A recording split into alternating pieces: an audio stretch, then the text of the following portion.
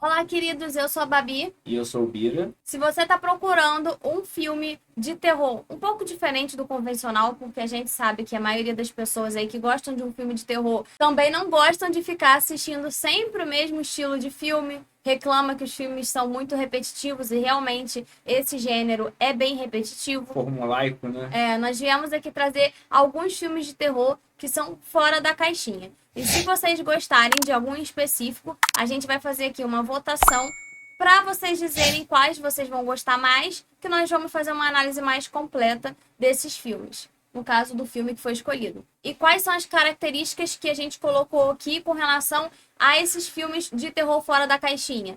Seja pela atmosfera, pelos personagens, pela narrativa, Por por algum algum motivo. conceito diferentão ali que você não vê muito comumente, alguma forma de contar aquele filme fora do comum. Então tem diversas características que podem influenciar essa caracterização e vocês vão ver conforme a gente falar dos filmes. Então, bora lá.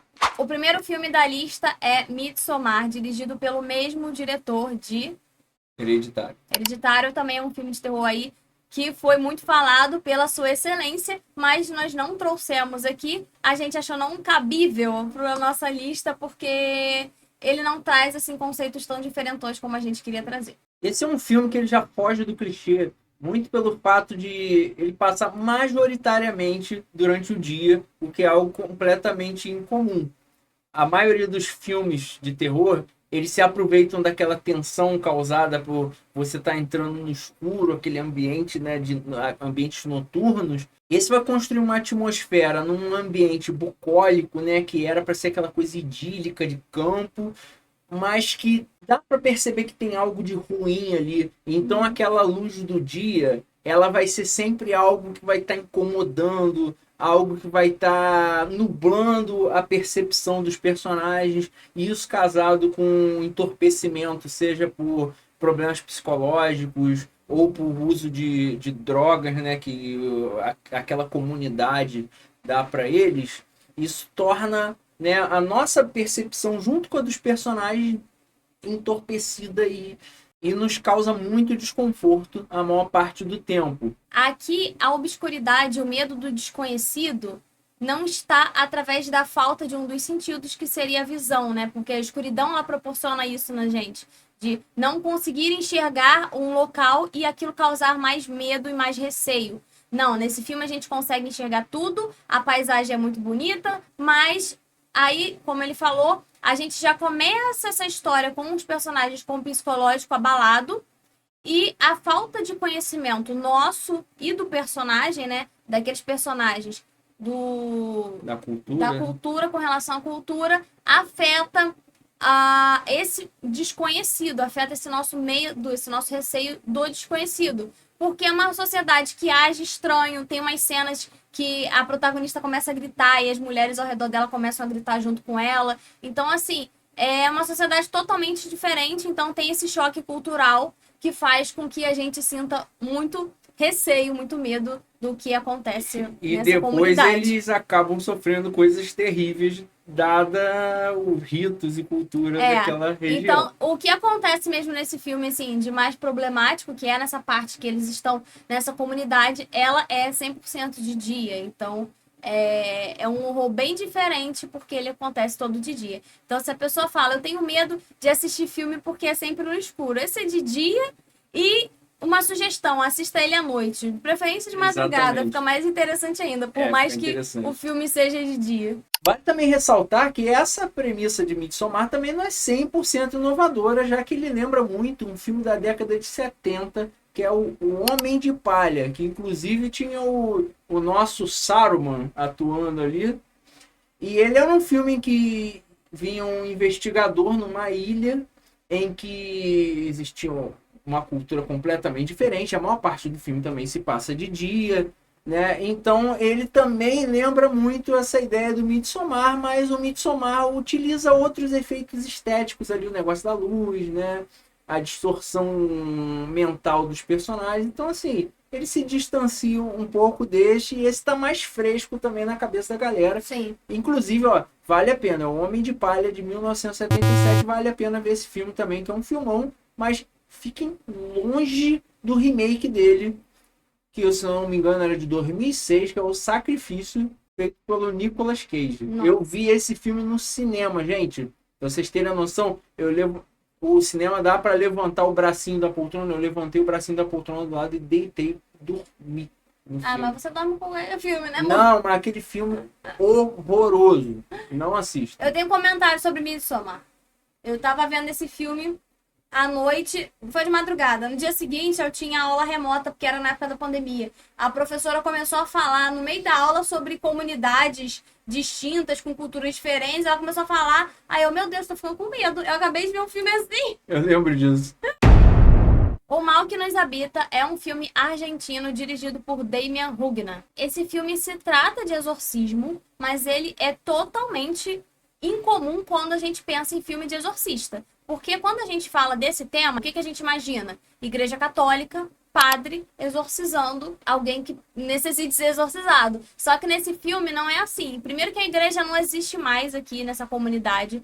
E eles tratam isso como uma doença que é contaminada. Então, a pessoa que estava com o tio Lu lá no corpo, ela estaria transmitindo uma doença para outras pessoas. Se eu não me engano, eles são chamados de apodrecidos, né? E é bem grotesco o negócio. Não é grotesco, né? O filme ele tem umas cenas bem impactantes que chocam a gente de início e isso faz com que a gente não se perca na atmosfera, porque tudo que acontece no filme é importante e faz com que a gente fique vidrado assistindo e querendo saber o que vai acontecer, o que é aquilo, por que aquelas pessoas estão assim. O filme logo de início já tem algumas...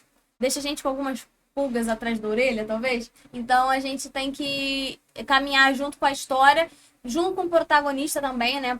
Pra ir desenvolvendo aquilo que eu não vou falar para não dar spoiler, mas a atmosfera do filme é totalmente diferente e vale muito a pena assistir. Talvez estaria até no meu top 5 melhores filmes de terror que eu já assisti. Uma coisa que eu acho interessante também é que os personagens, eles são meio burros. Só que dá pra ver que eles são burros por puro despreparo em lidar com aquela situação e acabam tomando as decisões totalmente Despreparo idiotas. e eles são meio que inocentes, porque eles não sabem exatamente o que está acontecendo. Então é como se fosse igual a gente, que está chegando num ambiente que ainda não tem muita certeza, né? Então é um pouco disso. Eles também não sabem muito bem como lidar com aquilo. Então, se você for observar esse filme, o que torna ele diferentão é que ele tem toda uma construção de um mundo diegético com regras, Sim. assim, com uma história diferente do nosso, por mais que ele possa ser uma continuação da história humana a partir de algum ponto do mundo real. E ele estabelece a possessão de uma maneira completamente diferente de todo o resto que a gente viu. E a merda toda se dá justamente porque existem agentes especializados em lidar com esse tipo de infecção, né? Uhum. Eles não tratam aquilo da maneira correta, eles não utilizam o agente para fazer aquilo e descamba aquela confusão toda. Isso que ele falou tem muito a ver com o filme mesmo, de que ele não segue um padrão de história que a gente conhece. Então isso chama muita atenção. A gente sabe quando um filme vem com uma história totalmente fora da caixinha, isso impressiona muito. E ele é bem executado, né? O grotesco dele não é só para gerar alguma sensação nojenta. Ele é bem executado na história, então faz sentido ter aquelas cenas. Elas não são cenas desnecessárias, como a gente pode ver em alguns filmes de terror, que tem aquele sangueiro todo, aquela coisa toda espalhafatosa, que você corta uma cabeça, voa, tripa pra tudo quanto é canto, só pra gerar Mortal Kombat, você quebra um corpo e sai 30 cabeças de lá de dentro. Enfim, não tem esse tipo de exagero também. Agora, os irmãos deram um show, hein? Demonstraram bem para aqueles palhaços que fizeram o Exorcista do Devoto, que quiseram dar uma lacradinha ali no final. Ai, vamos fazer um negócio ecumênico. Se ferraram, floparam. Puxa vida. Terceiro filme da nossa lista, nós já falamos sobre ele aqui no canal, no retrasado, quando a gente começou com o canal, que é o Corra, de Jordan Peele. E quando eu falo isso, eu percebo que eu não deveria ter colocado o nome do meu calopsita de Jordan Peele, porque ele fugiu. E agora sempre que eu falo de Jordan Peele, eu fico triste. Tadinho do Jordan. Mas foi E engraçado. vocês viram Jordan Peele no canal, né? No início do canal. Enfim, gente. Corra é diferentão. Todo mundo que já viu Corra ou que já ouviu falar sabe por quê. A gente não tem nem muito o que falar sobre esse filme, porque todo mundo já sabe, né, que ele é diferentão. Mas se você ainda não assistiu, ele é um filme de terror psicológico, Com uma crítica racial ali, com né? crítica racial. E ele tem.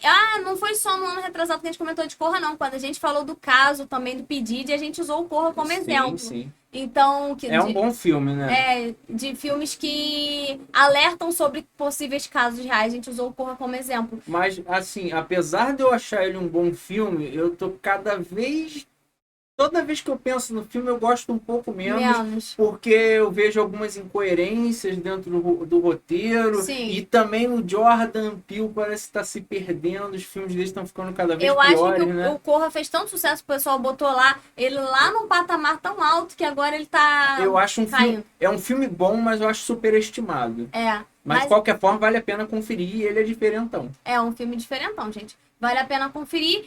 E nem é bom a gente falar que o Corra é um filme diferentão e que fala de crítica racial, porque eu acho que isso meio que dá um spoiler do filme, porque eu achei o filme tão impressionante porque eu não sabia nada sobre o filme. Mas quando você já sabe e você assiste, ou quando você já viu e assiste novamente, você percebe que é bem óbvio. E a gente não precisa nem falar mais do que acontece Você percebe mesmo que é bem óbvio. Então, não vou galera falar mais nada. que não Se viu. vocês quiserem, vocês assistam, Corra, porque é muito bom. Legal!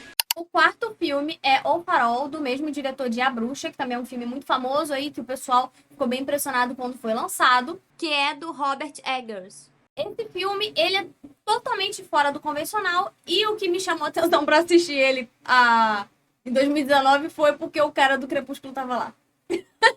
E é ali que a gente começou a perceber que ele, de fato, era um bom ator, né? Tava girando a chave. Sim, é exatamente por causa disso, porque as pessoas estavam criticando muito, sempre criticaram muito ele, realmente em Crepúsculo ele atua muito mal. Então eu quis assistir porque falaram, esse filme é muito bom, é um filme muito cabeça, não sei o quê. Então eu quis assistir pra ver se realmente ele tava atuando bem. E por falar em atuação, né? Ele tava atuando junto com outro figurão, né? Que é o Willem Dafoe.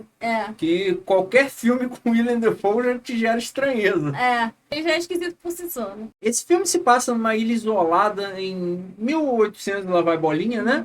Onde tá chegando um novato para cuidar de um farol. E lá já estava uma pessoa que trabalhava lá há muito tempo, que é o personagem do Willem Dafoe. A questão estética bem interessante dele é que ele é em preto e branco, talvez até para passar aquele marasmo daquela situação onde eles passam ali, que um dos temas principais do filme é justamente eles não terem absolutamente nada para fazer ali, além do trabalho deles. Eu acho que a estética preto e branco foi um grande acerto para esse filme, porque não só chama atenção, como também causa um certo... Sabe aquela sensação de... isolamento? Você tá no mar, aí tudo escuro. Mas você é como se nota... eles estivessem no meio de uma navegação, sozinhos. E eles não estão no meio do mar, eles estão no farol. Mas é como se eles estivessem sozinhos no no meio do mar. O filme preza pela claustrofobia também. E você nota isso até nas dimensões da imagem, porque ela é praticamente quadrada. A imagem ela é quase um por um, né? Ela é toda quadradinha.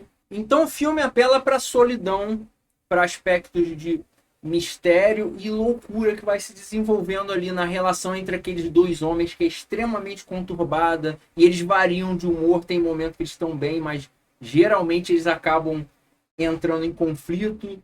O homem mais velho, ele esconde alguma coisa ali e eles tratam de mitos quase que folclóricos ali, falam de sereias. Então vai gerando um mistério se há um sobrenatural ali. Sim. Ou se eles estão... a gente não consegue saber se é sobrenatural o que está acontecendo com eles ou se não é. Quando eu assisti, eu achei que iria acontecer alguma coisa sobrenatural. Então, eu fiquei naquele suspense. Eu não vou falar se acontece coisa sobrenatural ou não, porque senão vai estragar a experiência. Mas eu fiquei naquele suspense de entender se é ou não sobrenatural. Talvez esse filme não agrade qualquer um. Talvez o público dele esteja limitado. Que ele é um filme lento e ele é cansativo. Mas ele te prende nesse sentido de você querer saber o que vai acontecer. Mas eu não vou me focar a falar mais nada sobre isso, senão eu vou dar spoiler. E o importante desse filme é a imersão. Então a questão desse filme é você estar... Imergir no filme. Você imergir no filme, exatamente.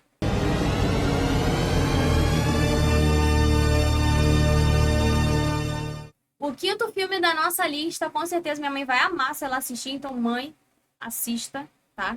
É Ninguém Vai Te Salvar, direção de... Brian Duffield. Gente, esse filme, quando eu vi a sinopse dele, eu fiquei muito empolgada pra ver, então eu fiquei, vamos assistir, pelo amor de Deus, porque eu adoro filme de alienígena, filme bem feito. Então ele é um filme de terror que mistura terror com invasão alienígena. E questões, Isso é muito principalmente de sobrevivência. E sobrevivência. Mas não é só isso, gente. Porque, terror e alienígena a gente tá careca de assistir. É porque o filme se passa praticamente todo em silêncio. Silêncio. Se ela fala 1 segundo, deve ser o máximo da fala dela durante o filme. E nesse silêncio, o filme estabelece os personagens de maneira bem sutil, com pequenos indícios, coisas que a personagem vai fazendo ali na introdução do filme, pequenas anotações, coisas que a gente vai vendo que ela está escrevendo. Sim, a gente tem que conhecer a personagem pelas ações dela, já que ela não fala nada, a história não fala nada sobre ela, então... As assim, reações dos outros personagens. Com fala mesmo, né? Tem mais a ver com reação, com o ambiente, a gente tem que observar o que está ao redor dela para a gente conseguir entender algo com relação à protagonista. Isso ia ser um filme péssimo para diretores brasileiros, porque o diretor brasileiro adora falar Expositivo tudo pra caramba. o que não precisa, né? Então, o diretor brasileiro adora ser expositivo. Então, esse filme, ele já é um pouco diferente por essa questão de não ter fala. E a gente pode até pensar também em filmes que utilizaram dessa estratégia de silêncio, né? Rush, que é um filme de terror também, só que a gente não achou necessário trazer ele aqui. A gente já até falou sobre ele em algum outro vídeo, mas não caberia aqui porque, enfim, a gente não acha que tá no patamar desses outros filmes. E Um Lugar Silencioso também é um filme de terror que também trata do silêncio, mas em Um Lugar Silencioso ainda tem fala, né? É um pouquinho mais reduzido, mas ainda tem. Nesse daqui, Ninguém Vai Te Salvar, realmente o filme é em silêncio, gente. E esse filme ele é muito bem executado, não dá pra dizer que ele não é bem executado. Eu acho que o jeito que eles desenvolvem os personagens é o que faz ele se diferenciar do Um Lugar Silencioso. Sim, é muito diferente. A narrativa, a forma como a história é contada. E eu acho que ele não entraria só como um terror e uma ficção científica básica de invasão alienígena.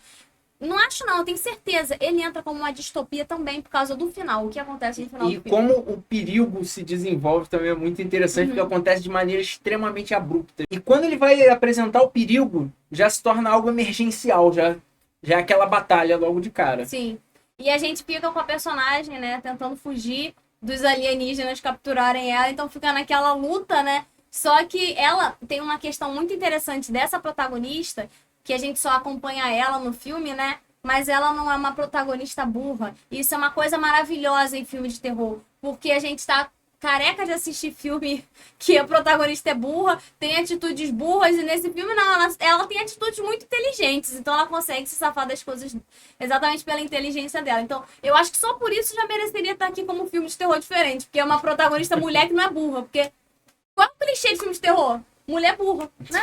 Então... já tá aí. É verdadeira mula. Ué.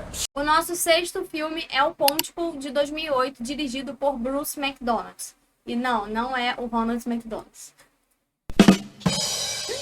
Esse filme, ele é de zumbi, mas ele é nesse formato que, pra quem gravou, foi muito bom, porque eles não tiveram muito o que gastar com orçamento, já que ele foi feito todo num cenário só de estação de rádio.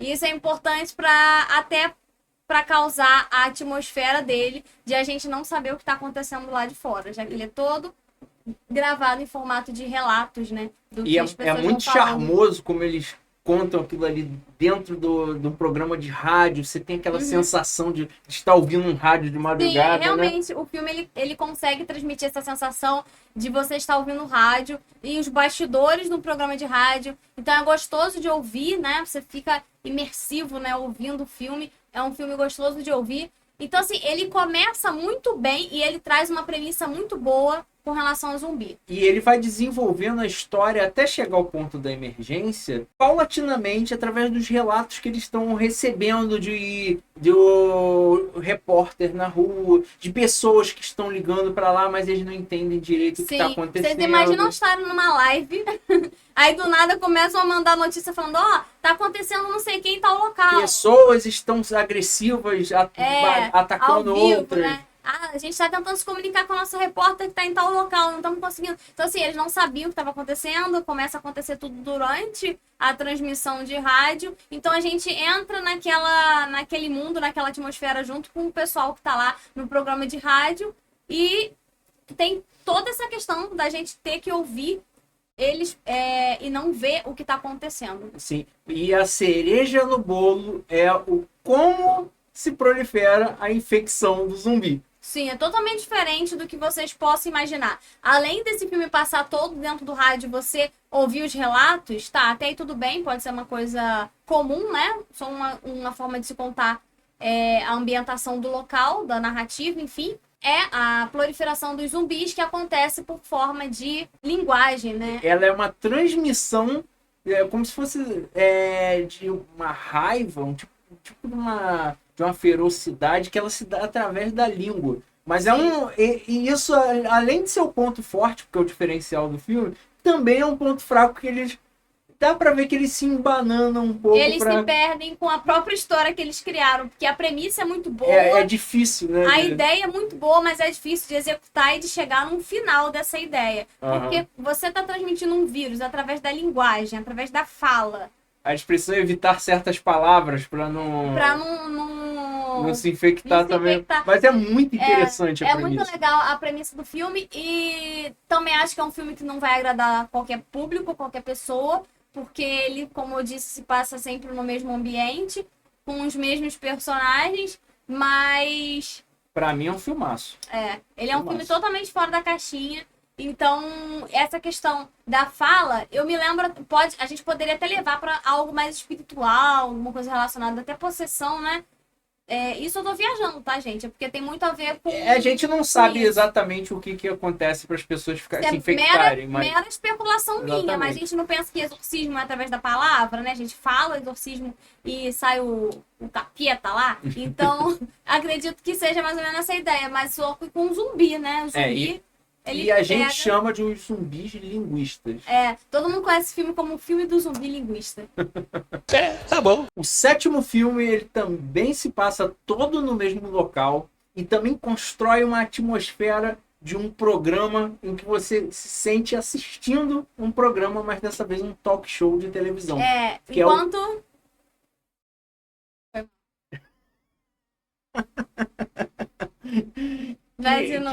Que é o Late Night with the Devil, de Anthony Sisto. Enquanto o sexto filme, a gente tá na atmosfera de um rádio, aqui a gente tá dentro da atmosfera de um programa de televisão, de um talk show. Ele se perde um pouco nessa execução, mas eu acho esse filme fantástico. Mas eu não acho que se perca na questão do talk show. Ele se perde na questão de ser found footage. Sim, exatamente. Exatamente. É a forma, a métrica que eles acham para filmar o filme que se perde em alguns pontos, mas no geral é muito bom. Esse é um filme que representa um talk show da década de 70 e parece mesmo que a gente está vendo um filme da década de 70. Se você parar para assistir ele à noite, vai parecer que você está realmente vendo um programa de televisão à noite.